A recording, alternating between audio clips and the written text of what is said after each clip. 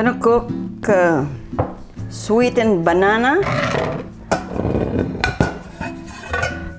using, we call it saging na saba. I want it to be overripe, riper than this. But I had this for, I think, a week already, and it's not getting too ripe. So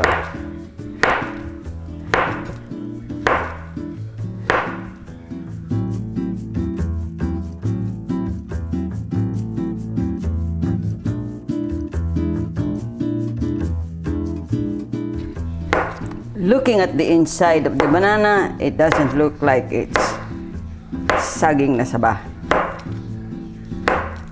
But I'm gonna try if it will taste like the saba that I want.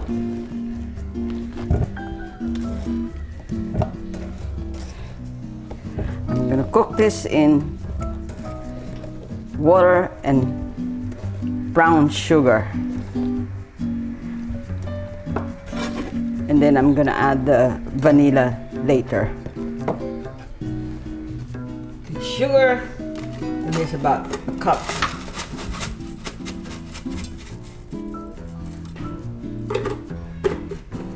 Now it would be nice if I had stevia, brown stevia.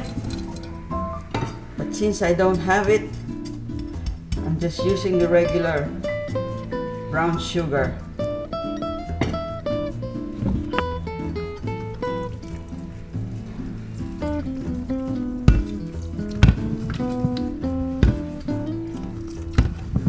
Just enough water to cover.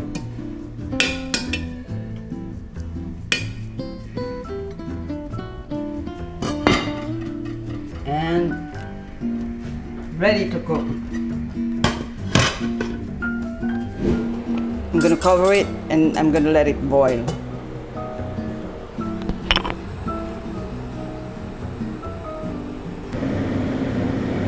And this is the sweetened banana. It's also done.